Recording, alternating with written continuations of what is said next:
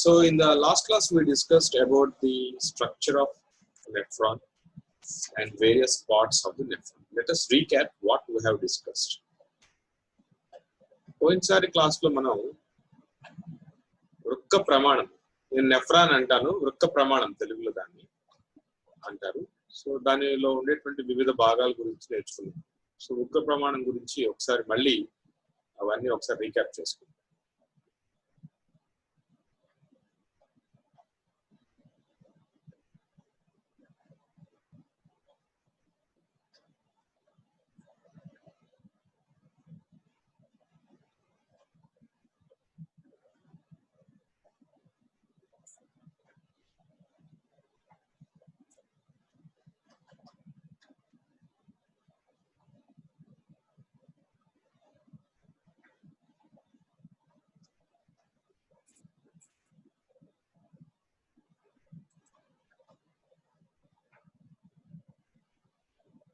So this is the structure of nephron.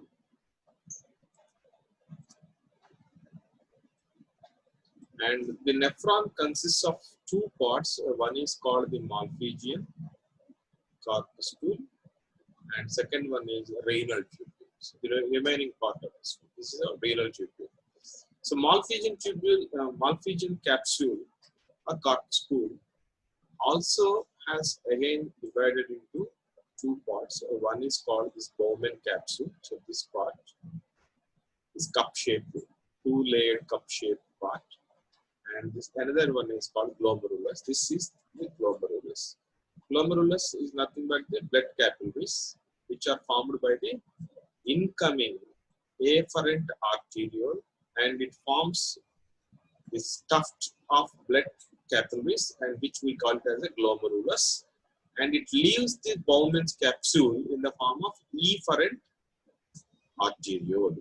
So this is all about this Malpighian corpuscle, or also called renal corpuscle. And the remaining part of the nephron is called the renal tubule. And renal tubule is a renal tubule consists of four parts. One is called proximal convoluted tubule. So this is the proximal convoluted tubule, which is nearer to this Bowman's capsule. And the second part is called Henle's loop. So this is Henle's loop. This U-shaped hairpin-like structure is called Henle's loop. And Henle's loop also consists of two parts, and this one is called the descending tubule, and this one is called the ascending tubule. So third one is called the distal convoluted tubule. So this is the distal convoluted tubule, and next one is the collecting tubule. So this is collecting tubule. So the DCT of various nephrons are formed into this collecting tubule. And this collecting tubule actually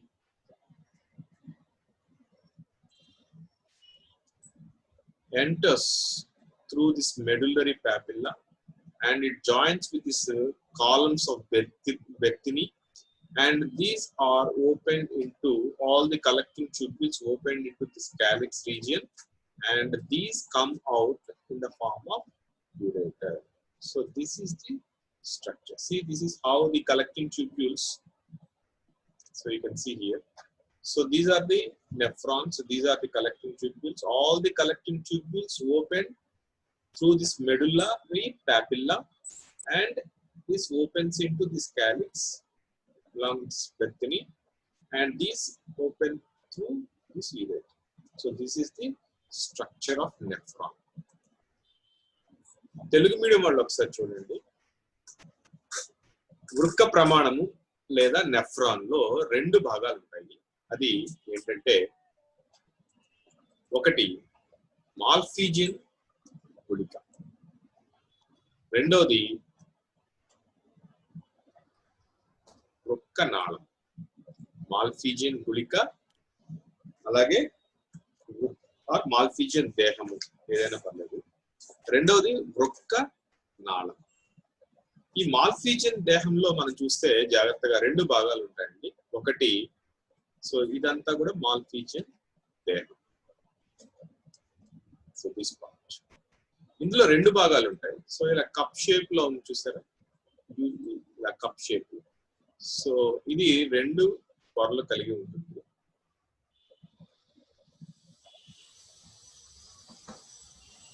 ఇలా so ఇది Bowman's గుళిక. దీని లోపల ఉన్నటువంటిదంతా కూడా రక్తకేశ నాళికలన్నీ కూడా చీలిపోయి ఉంటాయి. So దీన్ని మనం glomerulus ఏమంటారండి, గ్లోమరులస్ అంటారు. సో ఈ గ్లోమరులస్ అనేటువంటిది ఎలా ఏర్పడుతుంది అంటే, మనకి లోపలికి వచ్చేటువంటి అభివాహి రక్తనాళం, అభివాహి ధమనిక లోపలికి వచ్చి అనేకమైనటువంటి రక్తకేశ నాళికలుగా చీలిపోయి తిరిగి మళ్ళీ బయటికి వెళ్ళేటప్పుడు ఇది అపవాహి రక్త ధమనికగా ఏర్పడుతుంది. సో ఇదేమో అభివాహి రక్త ధమనిక, ఇదేమో అపవాహి రక్త ధమనిక. ఈ లోపల ఉండేటువంటి దాన్ని మనం ఏం చెప్తామండి, గ్లోమరులస్ అని చెప్తామండి. దీనికి ఇంకొక పేరు ఏంటంటే తెలుగులో చెప్పాలంటే రక్తకేశ నాళిక గుచ్ఛము అని అంటాం. గుచ్ఛము అంటే ఒక బంచ్, ఒక దగ్గరగా ఉన్నటువంటి దాన్ని గుచ్ఛము అంటాం. So this is all about ఇది మాల్ఫీజియన్ దేహం గురించి. సో మాల్ఫీజియన్ దేహంలో మనకి ఏముంటాయండి, బౌమెన్స్ గుళిక మరియు రక్తకేశ నాళిక గుచ్ఛము లేదా గ్లోమరులస్. మీరు గ్లోమరులస్ అని గుర్తుపెట్టుకుంటే ఈజీగా ఉండొచ్చు. సో నెక్స్ట్ వన్ ఈస్, ఈ మిగిలినటువంటి భాగాన్ని మనం ఏం చెప్తామండి, వృక్క నాళము అని చెప్తామండి, లేదా వృక్క నాళిక. ఈ వృక్క నాళికలో మనకి 4 భాగాలు ఉంటాయండి. ఒకటి సమీప నాళిక లేదా సమీప సంబళిత నాళిక. రెండోది సో ఇది సమీప సంబళిత నాళిక. దేనికి సమీపంగా ఉంది ఇది, ఇక్కడ ఉండేటువంటి మాల్ఫీజియన్ దేహానికి సమీపంగా ఉంది కాబట్టి దీన్ని మనం ఏం చెప్పామండి, సమీప సంబళిత నాళిక. ఇంగ్లీష్ వాళ్ళకి పీసీటీ అంటాం. సో సమీప సంబళిత నాళిక. రెండవది హెన్లీ సిక్యం. ఇదిగోండి ఇలా ఉంది చూసారా, ఈ హెయిర్ పిన్ లాగా ఉంది, యూ ఆకారంలో హెయిర్ పిన్ లాగా ఉంది. ఇందులో 2 భాగాలు ఉంటాయి. ఒక భాగాన్ని మనం పైనుంచి కిందికి వస్తుంది కాబట్టి దీన్ని అవరోహ నాళిక అంటాం, డిసెండింగ్ ట్యూబ్యూల్ అంటాం. సో ఈ భాగాన్ని చూస్తే మనం ఇక్కడి నుంచి మళ్ళీ పైకి వెళ్తాం, ఈ డైరెక్షన్ లో వెళ్తాం. సో మనం ఈ డైరెక్షన్ లో వస్తుంది కాబట్టి దీన్ని అవరోహ నాళిక అంటాము. ఇక్కడి నుంచి పైకి వెళ్తుంది కాబట్టి దీన్ని ఆరోహ నాళిక. సో ఈ రెండింటికి వెళ్తే మనకు వచ్చేటువంటి దాన్ని హెన్లీ సిక్యం అంటాం. సో ఈ హెన్లీ సిక్యం అనేటువంటిది ఏం చేస్తుందో ఒకసారి జాగ్రత్త చూద్దాం తర్వాత ఫిజియాలజీలో. నెక్స్ట్ 3వ భాగము చూస్తే దూరస్థ నాళిక లేదా దూరస్థ సంబళిత నాళిక, DCT అంటాం, దూరంగా. ఇలాంటి దూరస్థ సంబళిత నాళికలు అన్ని కూడా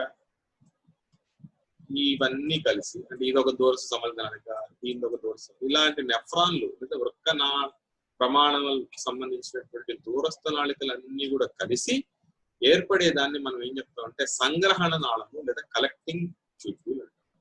సంగ్రహణ నాళము. ఈ సంగ్రహణ నాళికలు అన్ని కూడా ఎలా కిడ్నీలో ఉంటాయో ఒకసారి చూద్దాం. ఇది కొంచెం చూడండి ఇక్కడ ఒకసారి.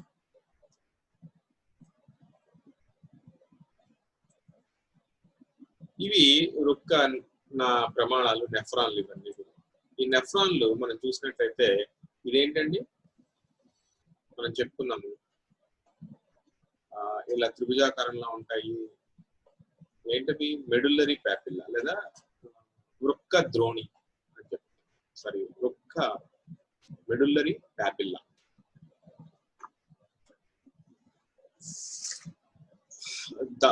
వీటిని ఏమంటారంటే దవ్వ శృంగాలు అంటారు. ఇక్కడ చూసారా ట్రయాంగిల్ షేప్ లో ఉన్నాయి ఇవన్నీ కూడా. సో ఈ ట్రయాంగిల్ షేప్ లో ఉన్నటువంటి వాటన్నిటి కూడా మెడుల్లరీ ప్యాపిల్లా లేదా దవ్వ శృంగాలు అన్నారు. ఎందుకంటే ఇది దవ్వ ప్రాంతంలో ఉన్నాయి, ప్లస్ ట్రయాంగిల్ షేప్ లో ఉన్నాయి.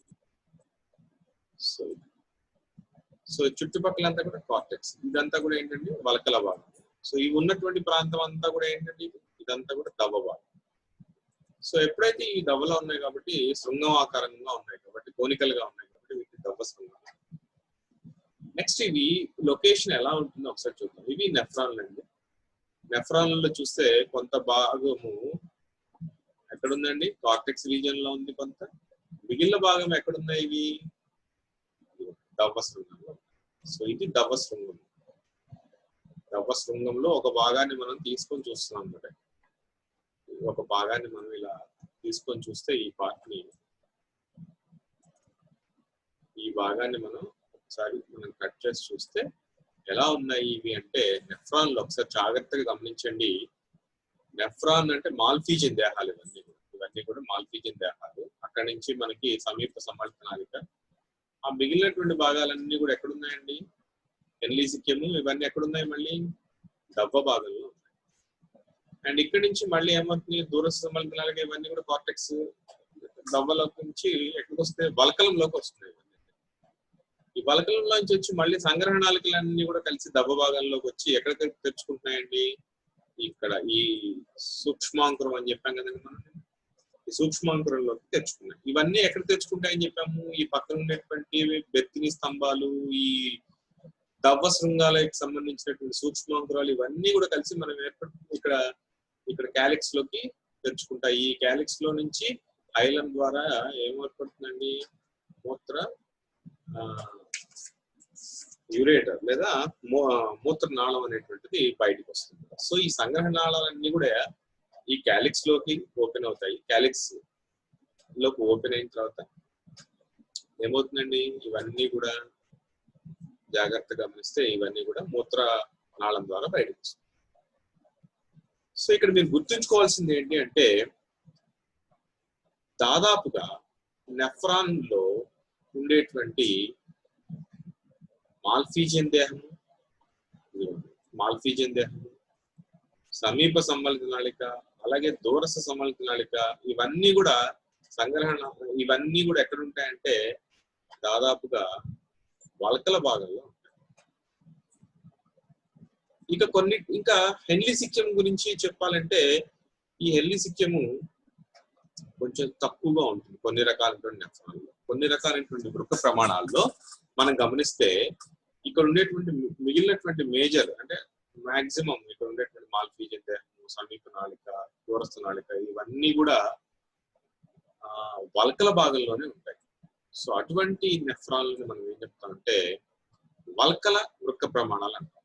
వీటిలో మనం చూస్తే ఈ హెన్లీసిక్యం అనేటువంటిది చాలా తక్కువగా ఉంటుంది. అంటే లోపలికి ఎక్కువగా వెళ్ళదు. ఈ మెడుల్లా అంటే దవ్వ భాగంలోకి ఎక్కువగా వెళ్ళదు. కాబట్టి ఎక్కువ భాగము వృక్క ప్రమాణంలో ఇవి ఇవి ఎక్కడున్నాయి? వల్కల భాగంలో మాత్రమే ఉన్నాయి. కాబట్టి ఇటువంటి ప్రమాణాన్ని మనం ఏం చెప్తామంటే వల్కల ప్రమాణాలు ఆర్ కార్టికల్ నెఫ్రాన్స్. మీకు కొన్ని రకాలైనటువంటి నెఫ్రాన్ లో ఏమవుతుందంటే ఈ హెన్లీసిక్యం బాగా లోపలికి ఎక్స్టెండ్ అవుతుంది. సో అటువంటి వాటిని మనం ఏం చెప్తామంటే medullary nephrons. So nephrons may be divided or classified into two types basing on the location of their major parts. If these are located, the major parts are, that is the Malpighian capsule, the proximal convoluted tubule as well as distal convoluted tubules are located in the cortex region, then we call them as a cortical nephrons. And in case of cortical nephrons, the loop of Henle is very much reduced or absent altogether. పూర్తిగా లోపించన్నా ఉంటుంది లేదా కొద్దిగా మాత్రమే ఉంటుంది. ఇక మిగిలినటువంటి వాటిలో ఏమవుతుందంటే నెఫ్రాన్ లో ఈ హెన్లీసిక్యం అనేటువంటిది మెడుల్ల భాగంలోకి బాగా చొచ్చుకొని ఉంటుంది.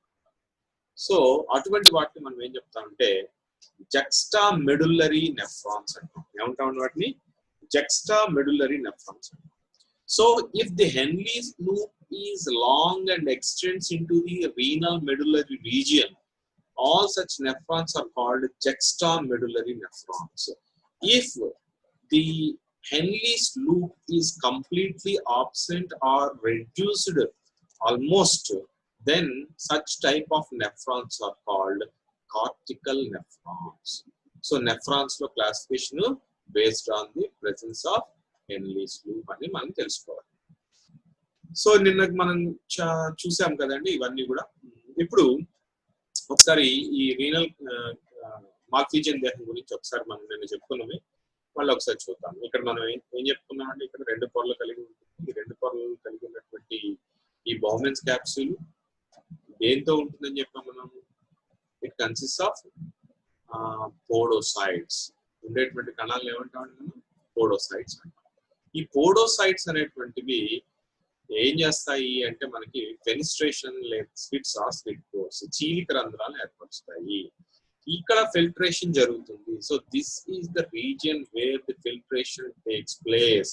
So this is so we can say that the Malpighian corpuscle is important, or its function is to filtration of the blood only. So this is the major region. This is the region of the nephron where the filtration takes place. So in order to filter the blood, it forms a filtration membrane. Filtration membrane. దీన్ని మనం ఏం చెప్తాం అంటే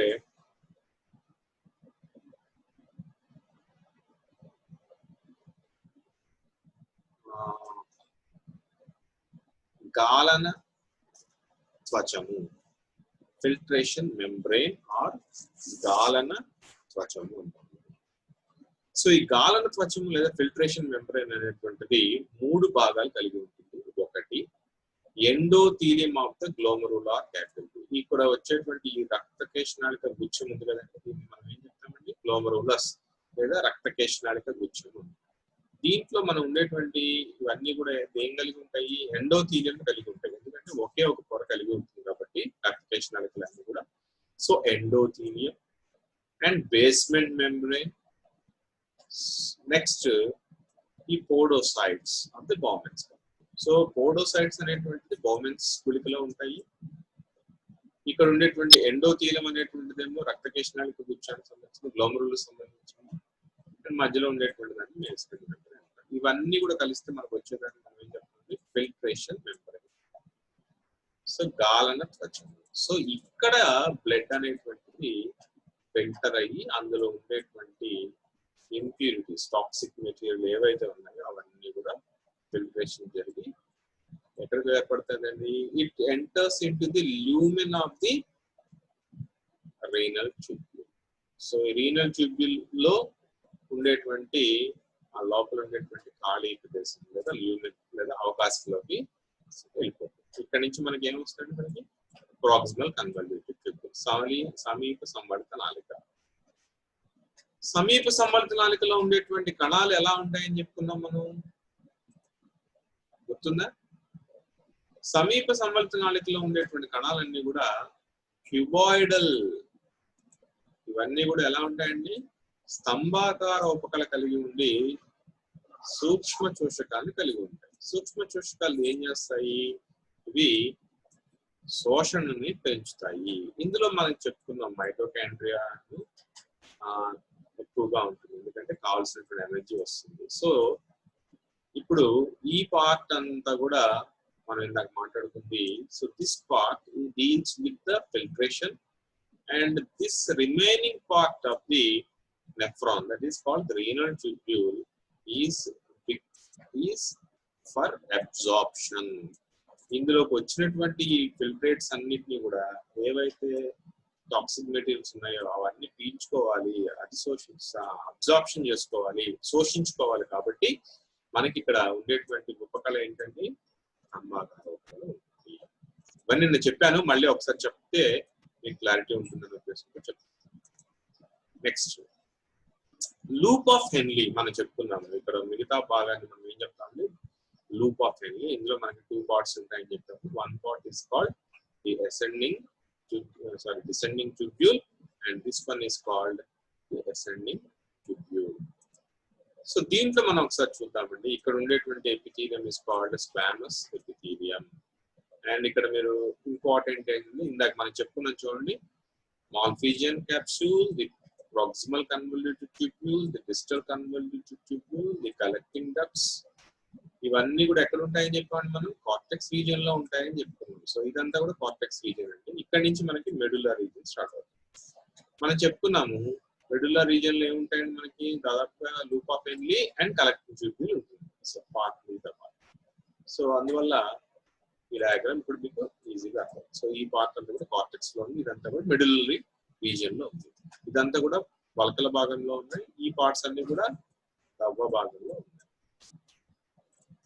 next ఇది హెన్లీ సిక్యంలో కనుక మనం చూస్తే descending tubule consist of squamous epithelium. So this squamous epithelium, and it is permeable to water but impermeable to electrolytes. So this is a very important aspect which you should remember, that it is permeable for water but electrolytes cannot escape from the descending tubule. Why it is such arrangement is there, that you will know in the physiology part. And now this the second part is called ascending limb or ascending tubule, and it is having two segments. Remember, two segments are there. One is called the proximal thin segment. ikkada undetvanti danni manam పల్చటి భాగం అంటాం. So రెండు భాగాలు ఉన్నాయి, ఇదేమో అవరోహనాళిక, ఇదేమో ఆరోహనాళిక. ఆరోహనాళికలో మనం చూస్తే రెండు భాగాలు ఉంటాయండి, ఒకటి పల్చటి సన్నటి భాగం ఉంటుంది, ఇంకోటి ఏమో మందపాటి భాగం. This is one part, this is one part. So this ascending tubule consists of two parts. That is very important, you should know that. And the arrangement is opposite. In case of this descending tubule, it is permeable to water and impermeable to electrolytes like sodium chloride, whereas the ascending tubule is permeable to electrolytes like sodium chloride, whereas it is impermeable to water molecules. So this is an opposite situation in both the descending tubule as well as the ascending tubule. So this arrangement is a very important to maintain a kind of concentration gradient in the medullary region. So the concentration gradient is very important for the formation of urine as well as absorption of water. So this arrangement is for the maintenance of the osmolarity or osmotic concentration in the medullary region, that you will know in the subsequent discussions. So this you should remember, permeable to water and impermeable to water here, impermeable to sodium chloride and permeable to sodium chloride here, and it consisting of two parts, the thin part and thick part. So in the ascending tubule we have these two parts, and distal convoluted tubule is again having cuboidal epithelium. Similar to this proximal convoluted tubule, the distal convoluted tubule also having the cuboidal epithelium, and the collecting ducts are straight in the initial, and later these enter into the medullary pyramid. Ultimately these open to through ureter. Telugu medium వాళ్ళు చూడండి అమ్మా, మనం చెప్పుకున్నాం కదా, సమీప సంవర్తనాళికలో మనం చూసాము స్తంభాకార రూపకళ ఉన్నాయని చెప్పుకున్నాం. అలాగే ఇక్కడ హెన్లీ సిక్యానికి వస్తే రెండు భాగాలు కలిగి ఉంటుంది, ఒకటేమో అవరోహనాళిక, ఇంకోటి ఆరోహనాళిక. అవరోహనాళిక నీటికి పారగమ్యతను చూపిస్తుంది. పారగమ్యత అంటే దాని ద్వారా నీటిని పోనిస్తుంది అన్నమాట. So it allows the water to escape from it, but it never అది సోడియం క్లోరైడ్ లాంటి ఎలక్ట్రోలైట్స్ మాత్రం పోనివ్వదు. అలాగే మనం చూస్తే ఈ ఆరోహనాళికలో రెండు భాగాలు ఉంటాయి, ఒకటేమో పల్చడి భాగము, ఇంకోటేమో మందపాటి భాగము. ఇక్కడ మాత్రం అలా ఏమి ఉండదు, ఇక్కడ మాత్రం రెండు భాగాలు ఉంటాయి అన్నమాట, ఈ పల్చడి భాగము అండ్ మందపాటి భాగము. ఇందులో ఉండేటువంటి డిస్కషన్ ఎలా ఉంటుందంటే నీటికి పారగమ్యతను చూపించదు, గుర్తుపెట్టుకోవాలి. ఈ రెండిట్లో కూడా కేసు డిఫరెంట్ గా ఉంటుంది. అలాగే ఇక్కడ సోడియం క్లోరైడ్ లాంటి ఎలక్ట్రోలైట్స్ కి పారగమ్యతను చూపిస్తాయి. సో ఇక్కడ ఉండేటువంటి అరేంజ్మెంట్ ఎందుకు ఇలా ఉంటుంది అంటే, ఇక్కడ మనం చూస్తే వలకల భాగము దవ్వ భాగంలో ఉండేటువంటి ద్రవాభిసరణ అనేటువంటిది వేరువేరుగా ఉంటుంది. సో దవ్వ భాగంలో ద్రవాభిసరణ సెక్మము లేదా ఇక్కడ ఉండేటువంటి కాన్సన్ట్రేషన్ ఎక్కువగా ఉంచాలి అంటే ఈ రకమైనటువంటి అరేంజ్మెంట్ అనేటువంటిది అవసరం అవుతుంది. నెక్స్ట్ డిజిటల్ దూరస్థ సమలిత నాళికలో మనం చూస్తే మళ్ళీ ఇక్కడ కూడా క్యూబాయిడల్ ఎపిథీలియం ఉంటాయి, కానీ ఇక్కడ ఉండేటువంటి వాటిలో మైక్రోవిల్లై ఉంటాయి. So it doesn't have any microvilli. So when there is no microvilli in this, it does not involves in the absorption. So absorption takes place in the distal convoluted tubule, but it is not much as in case of this proximal convoluted tubule. So సమీప నాళికలో జరిగినంతగా absorption అనేటువంటి జరగదు. So ఇక్కడ మీరు గుర్తుంచుకోవాలండి, nephron లో ఉండేటువంటి parts లో Malpighian దేహం ఏమో గాలనం అంటే ఫిల్టరేషన్ కి సంబంధించింది, మిగిలినటువంటి పార్ట్ అంతా కూడా ఏంటండి రీనల్ ట్యూబ్యూల్ అంతా కూడా దేనికి సంబంధించింది, అబ్జార్ప్షన్ సంబంధించింది. సో అబ్జార్ప్షన్ లో కూడా మనం చూస్తే ప్రాక్సిమల్ కన్వల్యూటెడ్ ట్యూబ్యూల్ లో మనకి అబ్జార్ప్షన్ చేయడానికి చాలా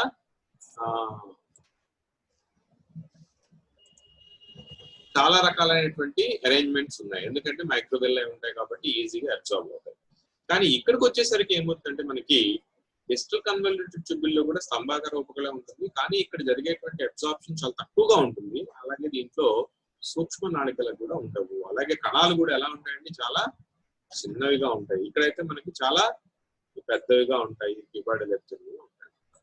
సో అలాగే అసెండింగ్ లింబ్ లో కూడా మనకి డిసెండింగ్ లింబ్ లో కూడా మనకి ఉండేటువంటి ఎపిథీలియంలు వేరుగా ఉన్నాయి. డిసెండింగ్ అంటే ఇక్కడ ఉండేటువంటి అవరోహ నాళికలో మనకి శలకల ఉపకళ ఉంది, ఇక్కడ చూస్తే మనకి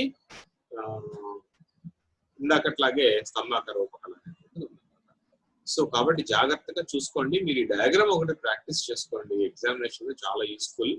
అలాగే మీరు పక్కన డిఫరెంట్ ఇంక్ తోటి ఆ పక్కన చిన్న బాక్స్ లా కొట్టుకొని ఏ రీజియన్ లో ఎటువంటి స్తంభాకార ఉపకళ ఉంది, ఎక్కడ శలకల ఉపకళ ఉంది, ఇవన్నీ కూడా ఒకసారి చూసుకోవాలి. సో ఈ దూరస్థ సమలిత నాళికల్లో నుంచి ఇవన్నీ కూడా కలిసి సంగ్రహణ నాళంగా ఏర్పడతాయి. ఈ సంగ్రహణ నాళము అల్టిమేట్ గా దేని ద్వారా తెచ్చుకుంటుందండి, యూరేటర్ ద్వారా తెచ్చుకుంటుంది. మనం చెప్పుకున్నాము దవ్వ శృంగాల ద్వారా ఎలా అయితే క్యాలిక్స్ రీజియన్ లోకి వెళ్ళిపోయి యూరేటర్ ద్వారా తెచ్చుకుంటుంది మనం చెప్పుకున్నాం. Okay, this is now.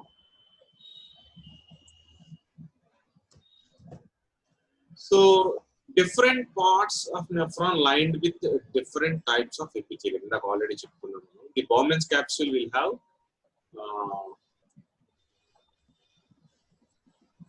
have podocytes and సమీప సమలిత నాళికలో మనం చెప్పుకున్న మైక్రోవిల్లై అండ్ మైటోకాండ్రియా ఉంటాయి. And location of different nephrons మనం చూసుకున్నాము ఇందాక ఆల్రెడీ చెప్పాను. మాల్ఫీజియన్ గుళిక, సమీప సమలిత నాళిక, దూర సమలిత నాళిక ఇవన్నీ కూడా ఎక్కడ ఉంటాయండి, ఎక్కువగా కార్టికల్ రీజియన్ లో ఉంటాయి. ఎన్లీసిక్యము అలాగే సంగ్రహణ నాళం యొక్క నిటారుగా ఉండేటువంటిది ఇదంతా కూడా దవ్వ భాగంలో.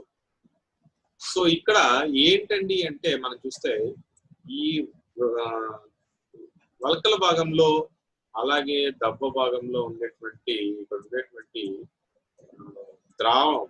ద్రవం అనేటువంటిది మధ్యాంతర ద్రవం అంటాం. దీన్ని ఏమంటాం, దీన్ని మధ్యాంతర ద్రవం అంటాం. దీన్ని మెడులరీ ఇంటర్స్టిషియల్ ఫ్లూయిడ్ అంటాం.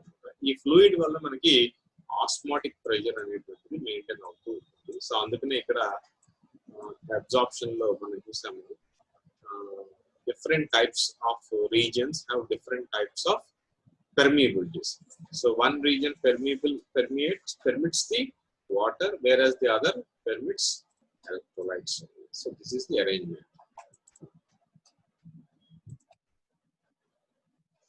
సో టైప్స్ ఆఫ్ నెఫ్రాన్స్ ఇప్పుడు ఇందాక మనం చెప్పింది ఇంకొంచెం డీటెయిల్ గా చెప్తాం చూడండి. ఇక్కడ మనం చూస్తే మనకి ఈ నెఫ్రాన్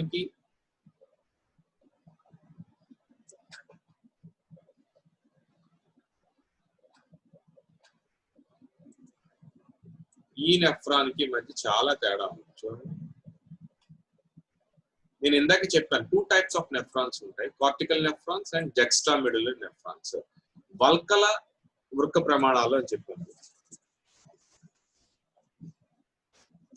వల్కల వృక్క ప్రమాణాలు లేదా కార్టికల్ నెఫ్రాన్స్ ఏంటండి?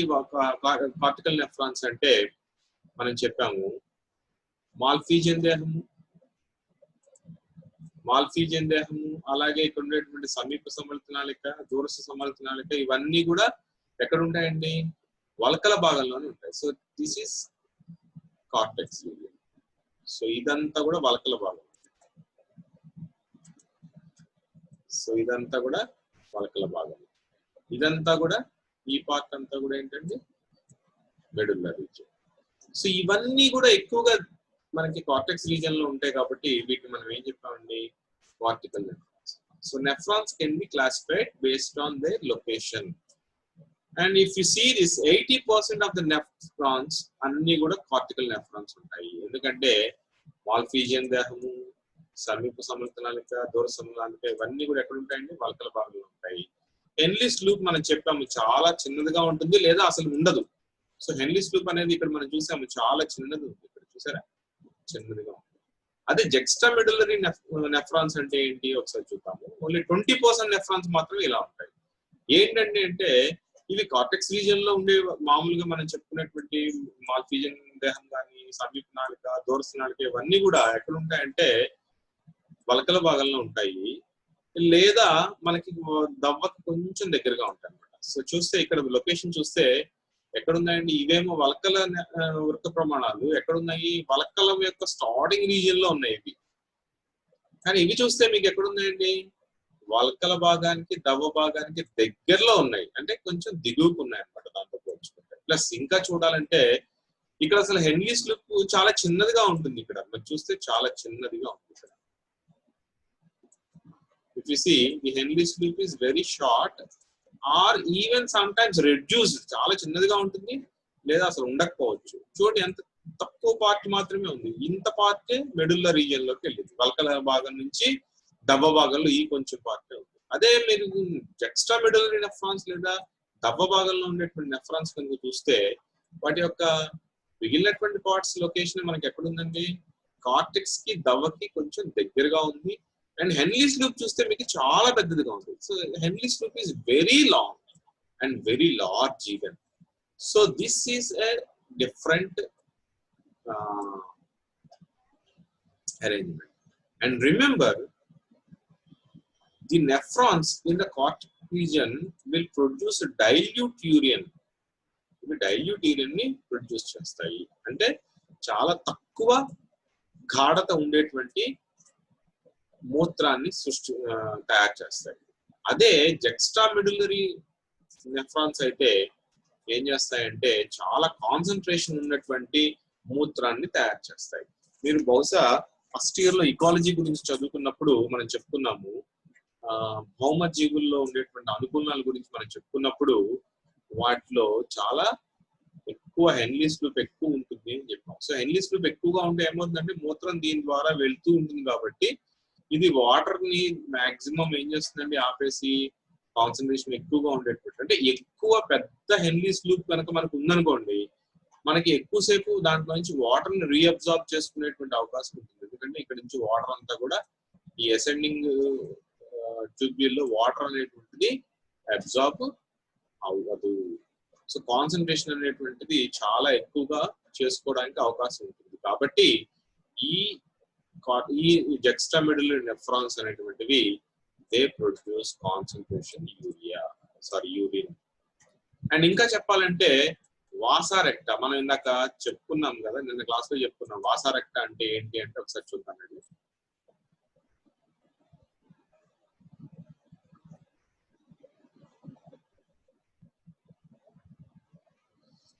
సో ఈ నెఫ్రాన్ స్ట్రక్చర్ లో మనం చూసినప్పుడు ఈ బయటికి వచ్చినటువంటి efferent arteriole is actually extending in between this proximal convoluted tubule or distal convoluted tubule, or it is extending a network of blood capillaries around this renal tubule. ఈ బయటికి వచ్చినటువంటి అపవాహి ధమనిక ఈ వృక్కనాళిక చుట్టూతా ఒక వల లాంటి నిర్మాణాన్ని ఏర్పరుస్తుంది అని చెప్పుకున్నాం లాస్ట్ క్లాస్ లో. ఈ వల లాంటి నిర్మాణాన్ని మనం ఏం చెప్పామండి, పెరిట్యూబులర్ ప్లెక్సస్ అని చెప్పుకున్నాం. పరినాళిక కేశనాళిక ప్లక్షము అని చెప్తున్నాం.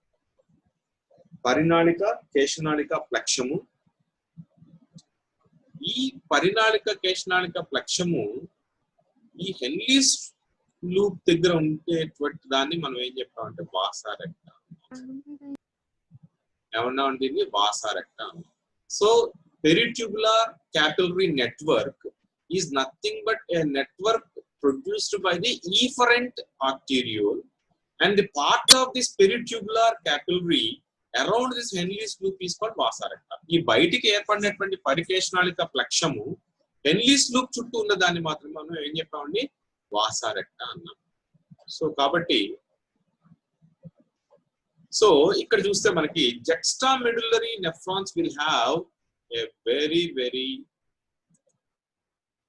well developed vasa recta. Next ఇక్కడ చూస్తే the cortical nephrons will have reduced vasa recta. So this is a very important, if you remember the two types of nephrons and their arrangement.